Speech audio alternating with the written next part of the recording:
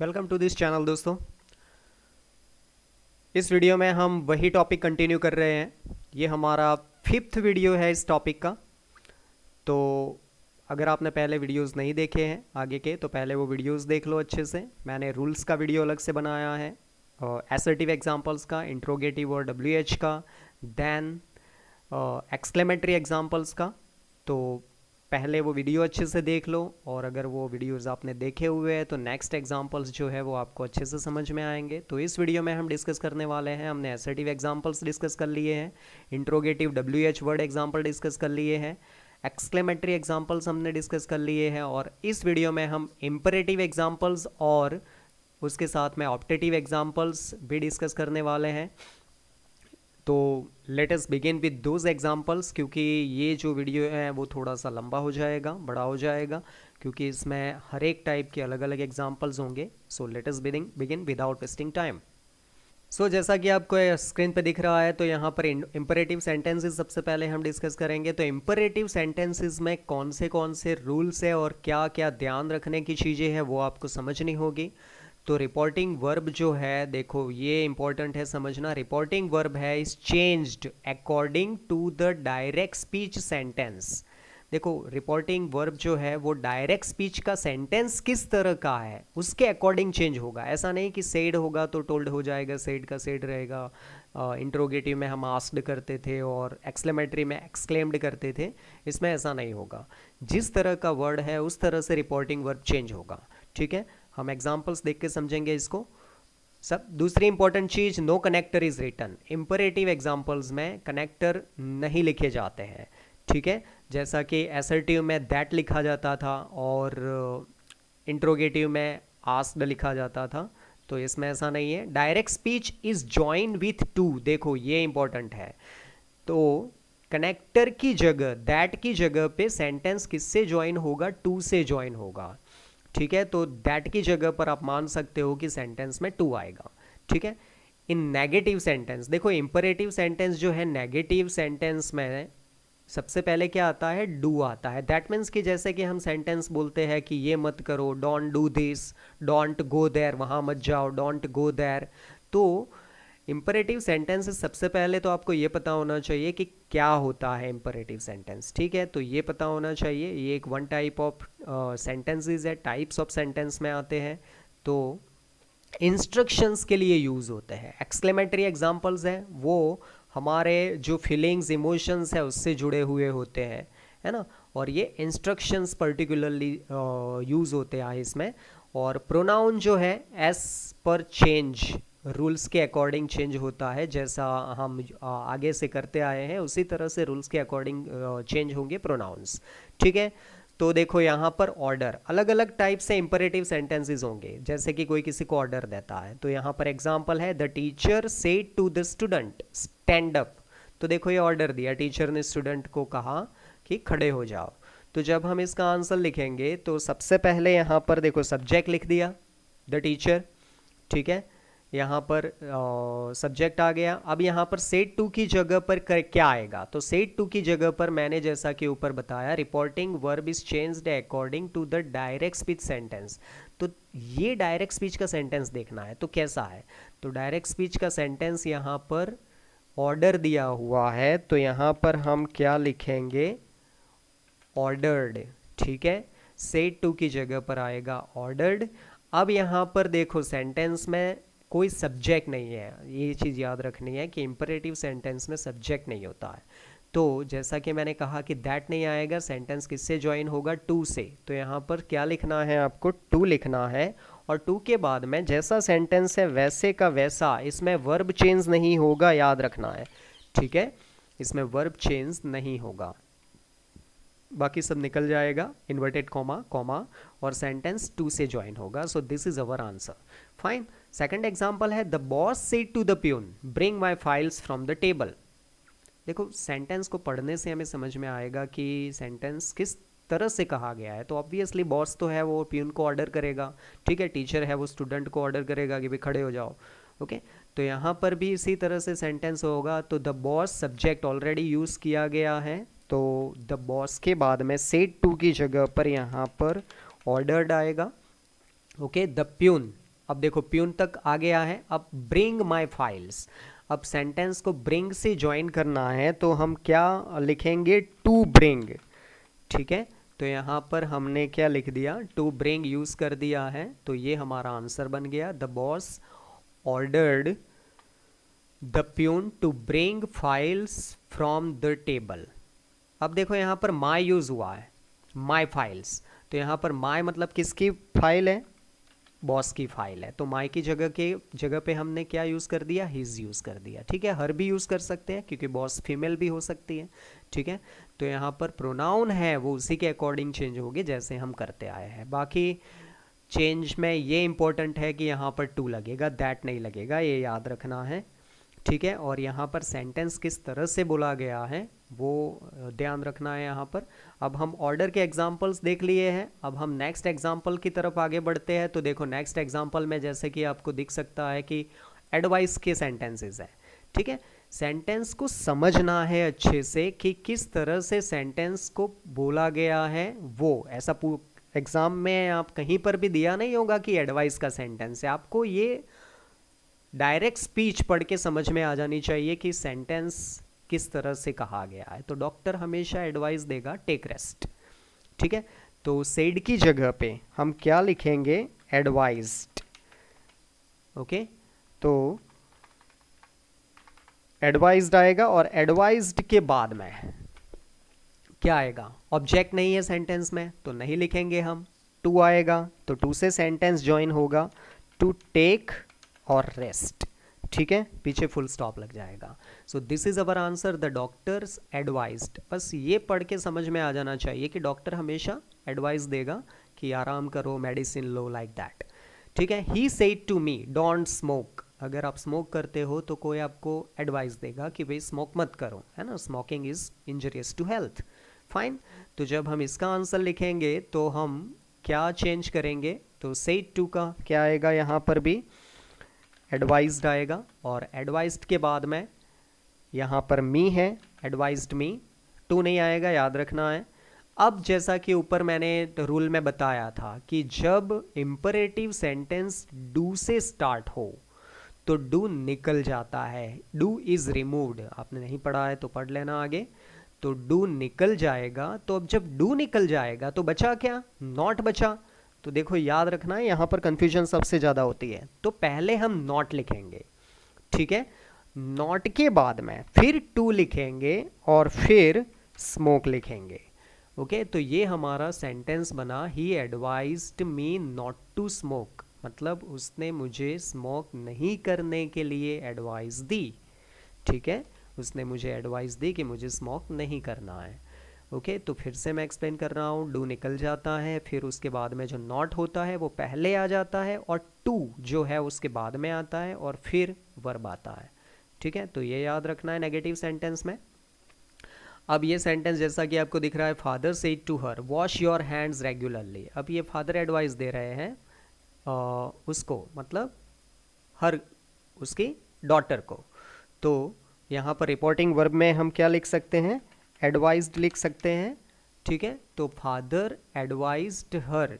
अब यहाँ पर मैंने सेंटेंस इनकम्प्लीट किया है तो यहाँ पर टू आएगा, और वॉश का वॉश आएगा योर। अब देखो योर है तो योर का चेंज क्या होगा, हर होगा, क्योंकि योर फर्स्ट पॉजेसिव है, सेकंड पर्सन किसको देखकर चेंज होता है, ऑब्जेक्ट को, तो ऑब्जेक्ट है हर, लिसनर भी बोलते हैं, तो हर का हर रहेगा।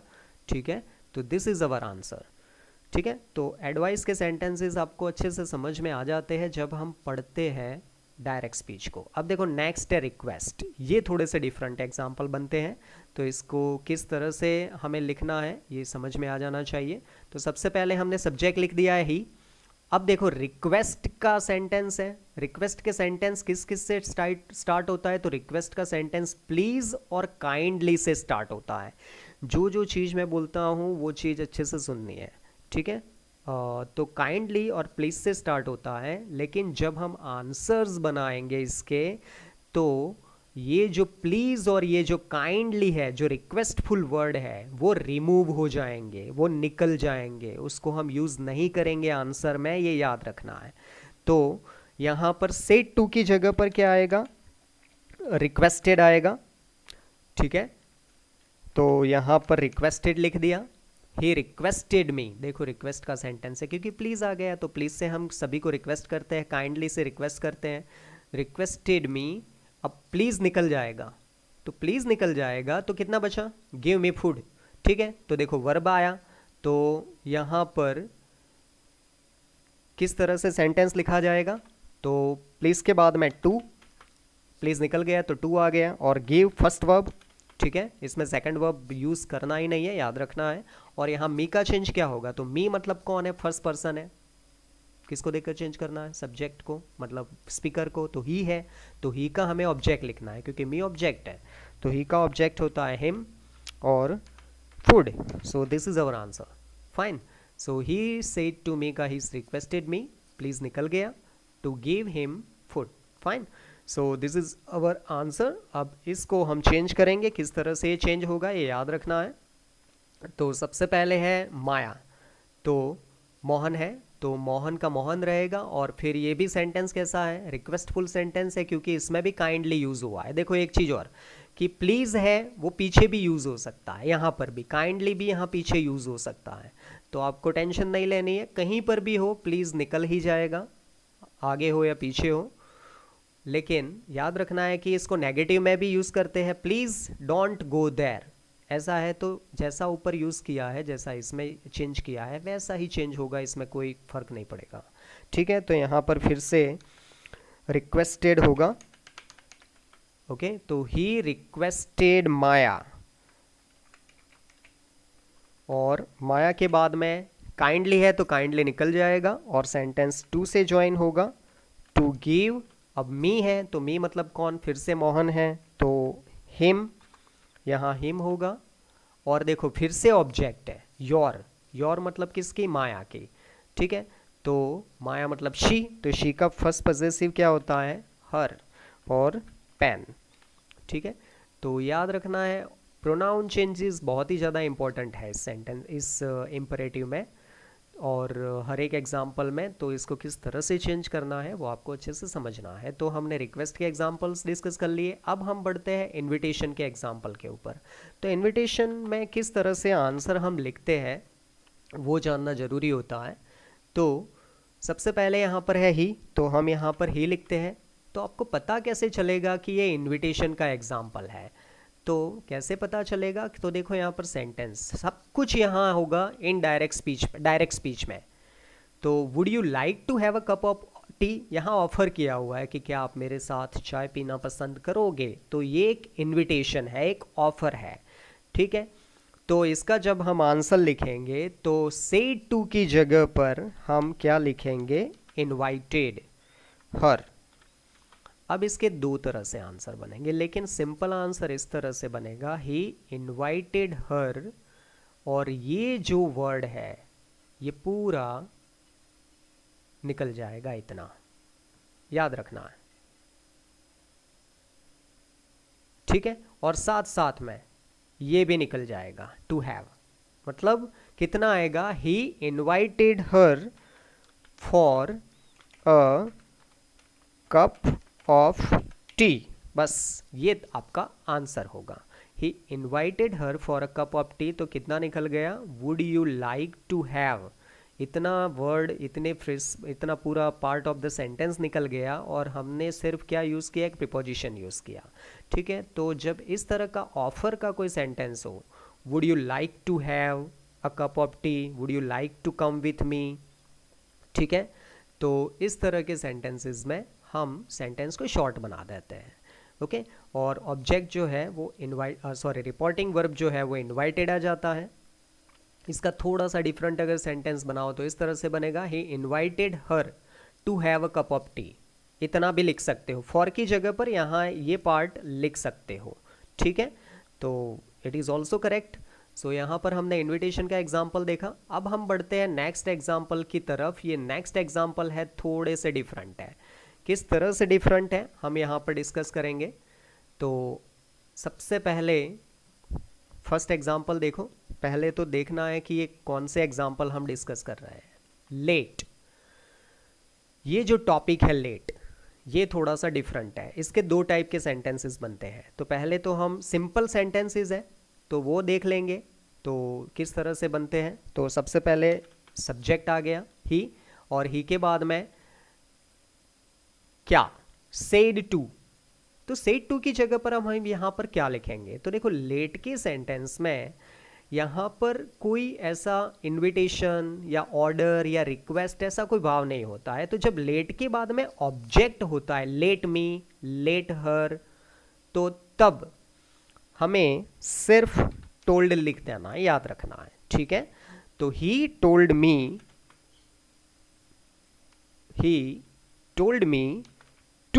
टू के साथ में ही ज्वाइन करना है, टू लेट।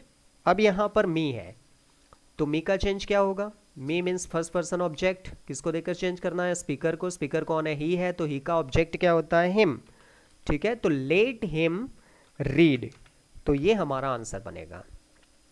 इसमें बहुत ही सिंपल है, कोई ज़्यादा प्रॉब्लम नहीं आनी चाहिए, बहुत ही सिंपल आंसर बनता है इसका। तो याद रखना है कि इसमें कोई ऐसा भाव नहीं होता है, तो इसीलिए हमने यहाँ पर रिपोर्टिंग वर्ब में कोई पर्टिकुलर ऐसा वर्ड नहीं लिखा है जैसा ऑर्डर, इनविटेशन और उसमें लिखा है, ठीक है। अब यहाँ पर देखो, father said to me let the child play in our garden. तो देखो फादर, अब सेड टू का यहाँ पर क्या लिखना है, तो यहाँ हम टोल्ड भी लिख सकते हो और आस्क्ड भी लिख सकते हो, याद रखना है आपको। तो आस्क्ड भी आएगा, टोल्ड भी आएगा, कोई प्रॉब्लम नहीं है आपको, दोनों में से कोई भी वर्ड यूज़ कर सकते हो। तो father told, father asked me, देखो अब यहाँ पर क्या आएगा, टू आएगा, ठीक है। मैंने सेंटेंस थोड़ा सा आगे पहले से ही लिख दिया था, तो टू आएगा और टू के साथ में सेंटेंस ज्वाइन होगा, to let the child play in our garden. अब देखो यहाँ पर अवर है तो अवर का अवर ही रहेगा क्योंकि यहाँ पर मी है, ठीक है। मी है तो अवर का अवर रहेगा, ओके। तो यहाँ पर क्या चेंज हुआ, सेड की जगह पर टोल्ड, आस्क्ड, दोनों में से कुछ भी, और टू के साथ में सेंटेंस ज्वाइन हो गया, पीछे का वैसा कोई चेंज नहीं हुआ। तो इस तरह से इसका आंसर लिखेंगे। लेकिन अब ये जो लेट का सेंटेंस है इसमें थोड़ा सा डिफरेंट आंसर बनेगा, क्योंकि लेट के साथ में यहाँ पर अस यूज हुआ है। तो जब लेट के साथ में अस यूज होगा तो उसका आंसर थोड़ा सा अलग से बनेगा, ठीक है। कैसे बनेगा, चलो देखते हैं। तो सबसे पहले हम सब्जेक्ट लिखेंगे, तो सब्जेक्ट मतलब स्पीकर लिख दिया, ही। अब ही के बाद में सेड टू की जगह पर यहाँ न टोल्ड आएगा न यहाँ पर आस्क्ड आएगा, लेकिन यहाँ पर क्या आएगा, क्योंकि जब हम किसी को कहते हैं चलो क्रिकेट खेलते हैं, चलो मूवी देखने चलते हैं, चलो घूमने चलते हैं, तो ये जो चलो वर्ड यूज है ना, उसका ट्रांसलेशन लेटस है, ठीक है, ये याद रखना है। तो ये हम क्या करते हैं, किसी को सजेस्ट करते हैं, क्या करते हैं, किसी को सजेस्ट करते हैं, ठीक है। तो यहाँ पर लेट के साथ में जब अस आएगा तब आपको रिपोर्टिंग वर्ब क्या लिखना है, सजेस्टेड, याद रखना है। वो सिर्फ तब जब लेट के साथ में अस ऑब्जेक्ट आएगा, तब ऑब्जेक्ट है किसका है, वी का, ठीक है। तो फिर दूसरी इंपॉर्टेंट चीज कि तब आप आंसर में अस की जगह पे चेंज करोगे, लेकिन यहां लेट निकल जाएगा और अस भी निकल जाएगा, ये दोनों वर्ड निकल जाएंगे, याद रखना है। लेटस आएगा तब लेटस की जगह पे दो वर्ड यूज होंगे, वी शुड या दे शुड। मैं जो कह रहा हूं आप अपने रूल्स में लिख सकते हो, वी शुड या दे शुड। वो डिपेंड करेगा कि दोनों ऑब्जेक्ट में से कोई एक फर्स्ट पर्सन या सेकंड पर्सन तो नहीं है। अगर दोनों में से कोई एक फर्स्ट पर्सन या सेकंड पर्सन है तो वी शुड आएगा, और दोनों ही ऑब्जेक्ट मतलब दोनों ही सब्जेक्ट ऑब्जेक्ट, ये स्पीकर और लिसनर, दोनों ही अगर थर्ड पर्सन है, जैसे कि ही भी थर्ड पर्सन है और देम भी थर्ड पर्सन है, तो दोनों ही थर्ड पर्सन है, तो हम यहाँ पर लिखेंगे दे शुड।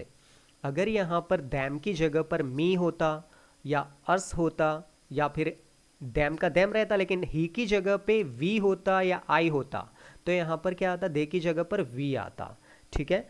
ये जो मैं एक्सप्लेन कर रहा हूँ बार बार सुनना, समझ में ना आए तो, क्योंकि ये ही यहाँ पर थोड़ा सा ट्विस्ट है। तो लेटस निकल गया और लेटस की जगह पर हमने दे शुड लिख दिया। हर एक लेटस के सेंटेंस में हम दे शुड यूज़ करेंगे और सब्जेस्टेड यूज़ करेंगे, ठीक है। और पीछे का वैसे का वैसा पीछे में कोई चेंज नहीं होगा, क्रिकेट आएगा। ओके, तो यहाँ पर ये हमारा आंसर बन गया। आई होप कि आपको समझ में आया होगा। अब यहाँ पर ऑलरेडी मैंने थोड़ा बहुत पार्ट लिखा हुआ है सेंटेंस का, ठीक है। तो यहाँ पर सब्जेक्ट है ही, और ही के बाद में ऑब्वियसली लेटस है। देखना है सेंटेंस, देखो लेट्स, लेट्स मतलब लेटस, लेटस का शॉर्ट फॉर्म है। तो यहाँ पर हम रिपोर्टिंग वर्ब क्या लिखेंगे, सजेस्टेड लिखेंगे।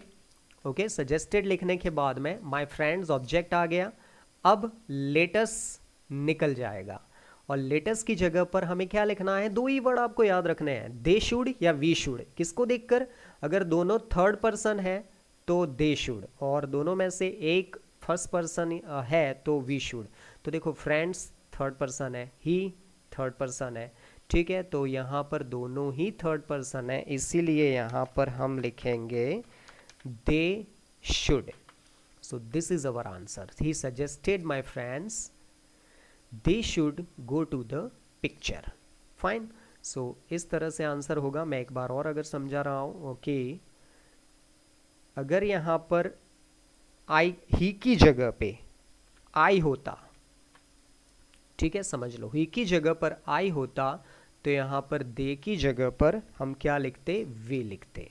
ओके, क्योंकि ये फर्स्ट पर्सन हो गया। ओके, तो इस तरह से सेंटेंस बनेगा लेट्स का। तो याद रखना है, लेट के साथ में मी या हिम या हर मतलब अस नहीं होना चाहिए, तो फिर सेंटेंस टू से ज्वाइन होगा। और जब लेट के साथ में अस आएगा तो उसमें दे शुड या वी शुड आएगा, और फर्स्ट वर्ब यूज होता है, ठीक है। तो इस तरह से चेंज होगा। लेट के एग्जाम्पल्स को हम इस तरह से चेंज करेंगे। आई होप कि आपको अच्छे से समझ में आया होगा। अब हम बढ़ते हैं ऑप्टेटिव एग्जाम्पल्स की तरफ। ऑप्टेटिव एग्जाम्पल्स किस तरह से चेंज होते हैं ये आपको देखना जरूरी है। तो रिपोर्टिंग वर्ब जो है चेंज इनटू विश और प्रे। ऑप्टेटिव सेंटेंस किस तरह के होते हैं, तो हम किसी के लिए हम कोई विश मांगते हैं, किसी के लिए प्रार्थना करते हैं, ठीक है, तब हम ऑप्टेटिव एग्जाम्पल उसको बोलते हैं, ऑप्टेटिव सेंटेंसेस बोलते हैं। और उसको चेंज कैसे करना है नरेशन में, डायरेक्ट में से इनडायरेक्ट में, ठीक है। तो ये ऑप्टेटिव एग्जाम्पल है। तो इसमें सेड टू या सेड की जगह पर विश या प्रे यूज़ करना है, और सेंटेंस असर्टिव में चेंज होता है, ये याद रखना है, क्योंकि ऑप्टेटिव के पीछे एक्सक्लेमेटरी मार्क होता है, लेकिन वो थोड़ा सा अलग एग्जाम्पल होता है, तो वो आपको समझ में आ जाएगा अच्छे से। तो देखो यहाँ पर एक एग्जाम्पल हम देख लेते हैं। तो द मैन का मैन रहेगा। अब देखो पहले तो ये देखना है कि पीछे का सेंटेंस कैसा है, मे गॉड ब्लेस यू। तो देखो ये किसी के लिए विश मांगी है, प्रे किया है कि भगवान आपकी कृपा करे या भगवान का आशीर्वाद आपके ऊपर बना रहे, ठीक है। तो ये ऑप्टेटिव सेंटेंस है। तो सेड टू की जगह पर हम क्या लिखेंगे यहाँ पर, प्रेड, ठीक है। प्रे फर्स्ट वर्ब है, लेकिन यहाँ पर हमें सेकंड वर्ब यूज़ करना है, टू नहीं आएगा, हिम का हिम आ जाएगा। तो हमने यहाँ पर हिम यूज़ कर दिया, और हिम के बाद में सेंटेंस को किस तरह से चेंज करना है, दिस इज इम्पॉर्टेंट। अब असर्टिव में चेंज करेंगे, और यहाँ पर पहले क्या है, हेल्पिंग वर्ब है, मीन्स यहाँ पर मे है। मे क्या है, ये मे जो है वो मॉडल है, ठीक है। तो पहले तो सब्जेक्ट ढूंढना है, सेंटेंस में सब्जेक्ट कौन है, तो गॉड है। तो पहले हम यहाँ पर लिखेंगे गॉड, और गॉड के बाद में मे का चेंज होगा माइट में। किस में चेंज होगा, मे का पास्ट होता है माइट, क्योंकि हम पास्ट बनाएंगे। और फर्स्ट वर्ब का फर्स्ट वर्ब ब्लेस, तो ब्लेस का आशीर्वाद देना या कृपा करना ऐसा होता है, तो ब्लेस का ब्लेस। और यू मतलब ऑब्जेक्ट है, कौन सा पर्सन, सेकंड पर्सन। किसको देखकर चेंज होगा, हिम को देखकर। तो यहाँ पर हम हिम का हिम लिखेंगे, क्योंकि हिम भी ऑब्जेक्ट है। ये हमारा बन गया आंसर, और पीछे फुल स्टॉप आएगा क्योंकि असर्टिव बनेगा, ठीक है। तो मैन का मैन, सेड टू का प्रेड लिख दिया हमने, क्योंकि सेंटेंस मे से स्टार्ट होता है जनरली, और may God bless you, that means कि इस टाइप का अगर कोई उसमें से मीनिंग निकलता है तो हमें सोच लेना है कि ऑप्टेटिव एग्जाम्पल है, ठीक है। तो हिम आ गया, फिर सब्जेक्ट आगे लिखना है, याद रखना है कि मे को माइट आगे नहीं करना है, गॉड पीछे नहीं लिख सकते, नहीं तो आपका सेंटेंस गलत हो जाएगा। ओके, वैसे ही नेक्स्ट एग्जाम्पल है, the people said long leave the king. तो देखो लोगों ने कहा कि किंग जो है बहुत ही ज़्यादा जिए, ठीक है। तो ये आशीर्वाद मांगा, प्रार्थना की किंग के लिए। तो द पीपल यहाँ पर भी हम विश्ड यूज़ कर सकते हैं, प्रेड यूज़ कर सकते हैं। अब यहाँ क्या आएगा, देखो ऊपर के सेंटेंस में मैंने एक वर्ड मिस कर दिया है, यहाँ कनेक्टर लगेगा दैट, ठीक है, ये याद रखना है, यहाँ कनेक्टर दैट लगेगा। ओके, ऊपर मैंने बताया नहीं है लेकिन एग्जांपल में मैंने आपको बता दिया, इस सेंटेंस में, ऑप्टेटिव सेंटेंस में दैट लगता है। तो the man prayed him that God might bless him, तो यहाँ पर भी कनेक्टर लगेगा दैट। तो द पीपल विश्ड दैट। अब देखो लॉन्ग लीव से सेंटेंस स्टार्ट हो नहीं सकता, ठीक है, तो सेंटेंस किससे स्टार्ट करना है, सब्जेक्ट। तो सेंटेंस में सब्जेक्ट कौन है, द किंग, तो यहाँ हम द किंग है तो द किंग से सेंटेंस स्टार्ट करेंगे, तो द किंग। अब देखो यहाँ पर कोई हेल्पिंग वर्ब नहीं है, तो हेल्पिंग वर्ब नहीं है तो उसकी जगह पर हमें कौन सा हेल्पिंग वर्ब सोच लेना है, मे सोच लेना है। समझ लो कि ऑप्टेटिव सेंटेंस में मे ही यूज़ होता है, नहीं है फिर भी, तो हमें उसका सेकंड वर्ब यूज़ करना है, the king might leave long, और यहाँ इस तरह से लिखना है, लॉन्ग लिव का लिव लॉन्ग करना है, ठीक है, the king might live long, क्योंकि वर्ब है, हेल्पिंग वर्ब के बाद में तो वर्ब आएगा ना, तो यहाँ पर इस तरह से हमने माइट के बाद में वर्ब लिखा और फिर दूसरा वर्ड लिख दिया। तो द पीपल विश्ड, यहाँ प्रेड यूज़ कर सकते हैं, दैट हमने कनेक्टर यूज़ किया, इसमें यूज़ होता है, और फिर सब्जेक्ट आगे लिखा। ऑप्टेटिव सेंटेंस में समझना है कि माइट यूज़ होता ही है, तो माइट यूज़ कर लिया सब्जेक्ट के बाद में, वर्ब लिख दिया पहले और अदर वर्ड लिख दिया बाद में, ठीक है, तो इस तरह से आंसर बनता है। ये भी एक ऑप्टेटिव सेंटेंस में वैसे नहीं आता है, लेकिन ये विश का सेंटेंस है, जैसे हम विश करते हैं किसी को।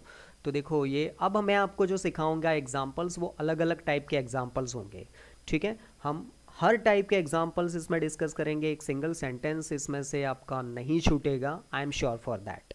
बस आपको टाइम देना है अपना और अच्छे से सीखना है। अगर आप सच में टॉपिक सीखना चाहते हो तो इस जगह पर जो सिखाया जाएगा, इससे बेटर आई डोंट थिंक कि आप कहीं से सीख पाओगे इतने डीपली। सो यहाँ पर से टू की जगह पे हम क्या लिखेंगे, विश्ड लिखेंगे, क्योंकि हम जनरली जो गुड मॉर्निंग या गुड इवनिंग करते हैं वो विश्ड करते हैं। तो he wished me good morning, तो पहले तो गुड मॉर्निंग आएगा पूरा। अब देखो एक के साथ में दो सेंटेंस है, तो हमेशा याद रखना है कि सेंटेंस को किस तरह से ज्वाइन करना है। तो पहले तो he wished me good morning, इतना आ गया। अब पीछे एक सेंटेंस और है, I have come to meet you, तो उसने मुझे गुड मॉर्निंग कहा और फिर कहा कि I have come to meet you, तो देखो सेंटेंस पीछे ऐड है। तो यहाँ पर जब हम लिखेंगे तो एंड से सेंटेंस ज्वाइन करेंगे और फिर एक वर्ड यूज़ करेंगे एडेड। जब एक के साथ में दो सेंटेंस ज्वाइन होंगे तो एडेड वर्ड यूज़ करना है, तो यहाँ पर एडेड वर्ड यूज़ कर दिया हमने। अब इसका हम सिंपल तरीके से चेंज करते हैं, जैसे हम चेंज करेंगे I have come to meet you, तो आई का चेंज क्या होगा, आई मतलब कौन है, ही है, ठीक है, तो ही आएगा। अब हैव कम्स प्रेजेंट परफेक्ट का पास्ट परफेक्ट, तो वो यूज़ कर लिया। टू मीट का मीट का सेकंड वर्ब नहीं होगा, याद रखना है, क्योंकि टू के साथ में यूज़ हुआ है, टू के साथ में हमेशा मेन वर्ब यूज़ होता है। अब यू का चेंज क्या होगा, यू कौन है, तो मी है, ठीक है, तो यू का क्या होगा, मी का मी रहेगा। ओके, तो ये हमारा आंसर बन गया।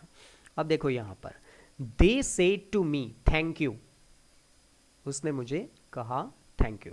तो जब हम इस टाइप के सेंटेंस को चेंज करेंगे तो हमें ज़्यादा कंफ्यूज नहीं होना है। हमें क्या करना है कि ये रिपोर्टिंग वर्ब है ना, उसकी जगह पे ही थैंक वर्ड यूज़ कर देना है, ठीक है, और सेकंड वर्ब, क्योंकि सेड सेकंड वर्ब है, याद रखना है, और जो ऑब्जेक्ट है वो लिख देना है, और ये हमारा आंसर बन गया, ठीक है। They said to me thank you, ऐसा नहीं करना है आपको they told me thank you या they asked me thank you, ठीक है, ये आपका आंसर बन गया, they thanked me, this is simple answer. So यहाँ पर हमने विश के और प्रे के एग्जाम्पल्स देखे हैं, ऑप्टेटिव एग्जाम्पल्स भी देख लिए, और अब हम आगे बढ़ते हैं शॉर्ट टाइप ऑफ सेंटेंसेस, ठीक है।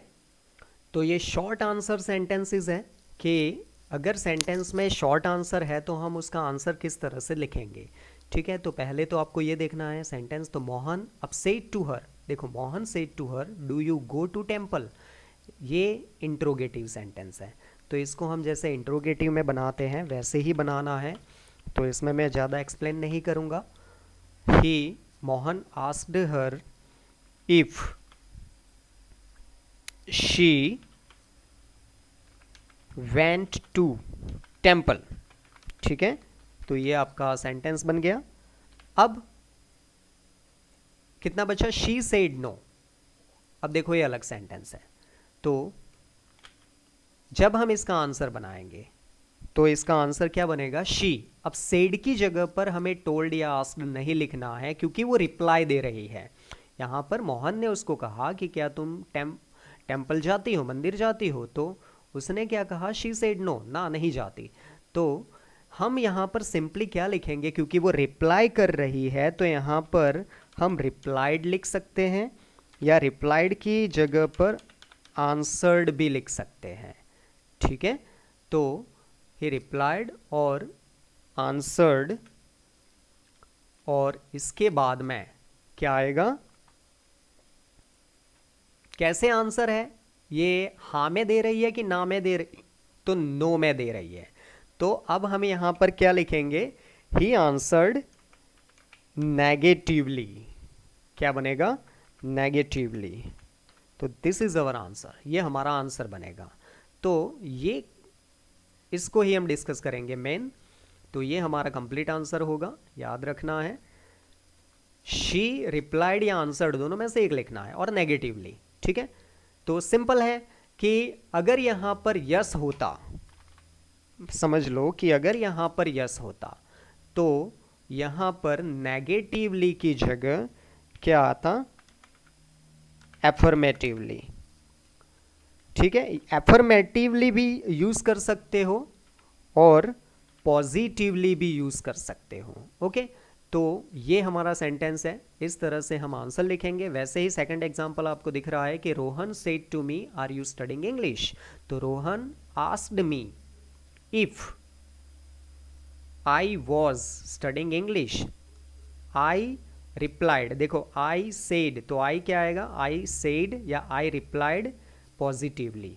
ठीक है, पहले तो यह आंसर लिखना है। मैं सिर्फ इतना ही आंसर बताऊंगा आपको कि आंसर क्या बनेगा।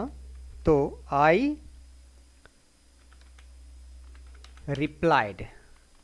ठीक है, और रिप्लाइड के बाद में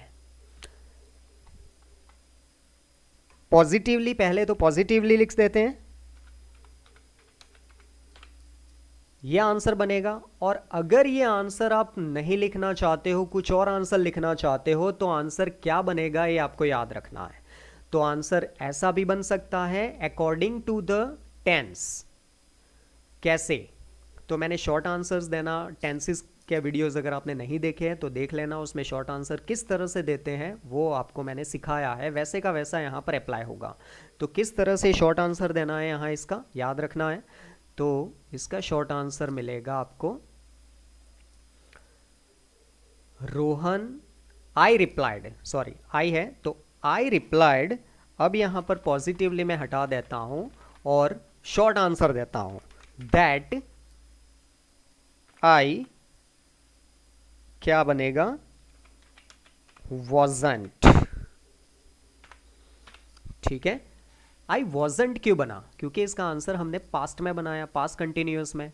तो आंसर क्या बना था कि आई वॉज स्टडिंग इंग्लिश, तो आई वॉजंट, तो I replied that I wasn't. वैसे ही ऊपर के आंसर में भी बन सकता है। ऊपर के आंसर में किस तरह से बनेगा?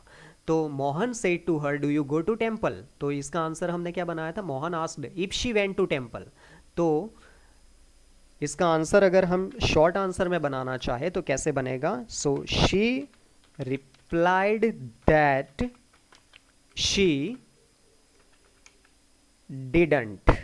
ठीक है, क्योंकि ये जो है ये सिंपल पास्ट में बना है, तो इसीलिए हमने शॉर्ट आंसर में हेल्पिंग वर्ब यूज़ कर लिया है, ये याद रखना है।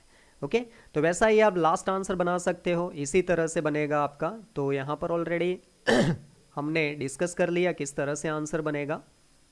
ओके, तो यहाँ आप देख सकते हो आंसर भी है। तो आई होप कि आपको शॉर्ट आंसर किस तरह से देने हैं वो समझ में आ गया होगा।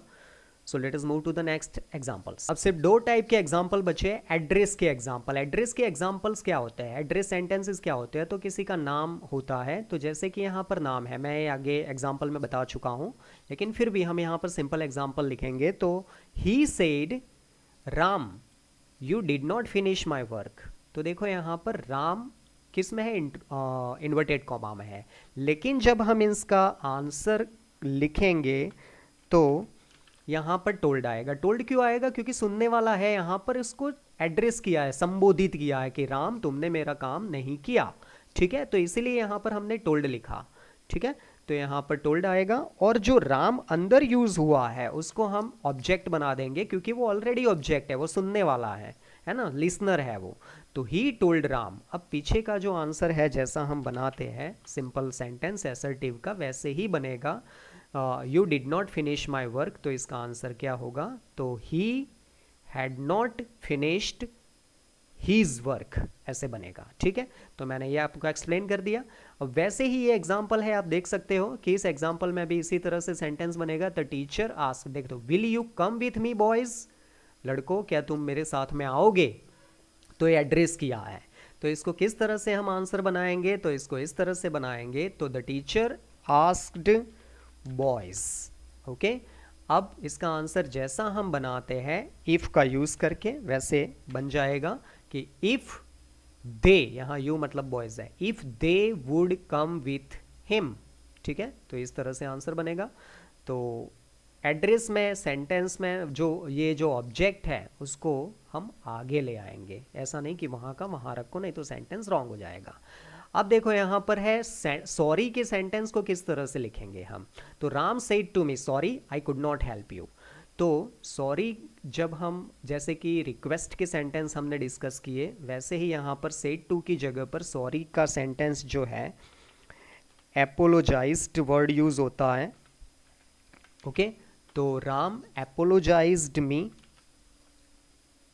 ठीक है, तो सॉरी की जगह पर हमने एपोलोजाइज्ड यूज कर दिया, तो राम एपोलोजाइज्ड मी, ओके। और फिर इतना सेंटेंस बचा वो पीछे लिख देना है, एंड टोल्ड दैट, ठीक है, क्योंकि अंदर का सेंटेंस कैसा है, एफर्मेटिव है, असर्टिव है। एंड टोल्ड दैट, राम ने मुझसे माफी मांगी और कहा आई could not help you, means I मतलब कौन है, राम है, तो he could not help me, ऐसा इसका आंसर बन जाएगा। कुड का कुड रहेगा, याद रखना है ना, क्योंकि कुड ऑलरेडी पास्ट है, तो he could not help me. तो इस तरह से सेंटेंस बना। तो नो डाउट कि वीडियो बहुत ही बड़ा हो गया है, लेकिन हर टाइप के एग्जांपल्स हमने डिस्कस कर दिए हैं। आप इसको शॉर्ट फॉर्म में देख सकते हो, थोड़ा थोड़ा टाइम देखें, लेकिन एक साथ में देखोगे तो ऑब्वियसली आपको थोड़ा सा समझ में नहीं आएगा, कंफ्यूज हो जाओगे। तो हर एक टाइप्स ऑफ सेंटेंसेस को, दो टाइप्स ऑफ सेंटेंसेस को धीरे धीरे देखो, प्रैक्टिस करो और एग्जांपल्स उसके जैसे बनाओ और खुद इसको सॉल्व करो, and you will definitely learn this topic well. तो यहाँ पर हमने कंप्लीट टॉपिक कर दिया है, हमने एक भी टाइप के सेंटेंसेस को छोड़ा नहीं है, और अगर आप इसको अच्छे से प्रैक्टिस करोगे तो ये टॉपिक आपको बहुत ही अच्छे से समझ में आ जाएगा, फिर कोई भी एग्जांपल सॉल्व करोगे। सो आई होप कि आप प्रैक्टिस करते रहोगे। सो हम नेक्स्ट वीडियो के साथ में जल्दी मिलेंगे। Till then, thank you, take care.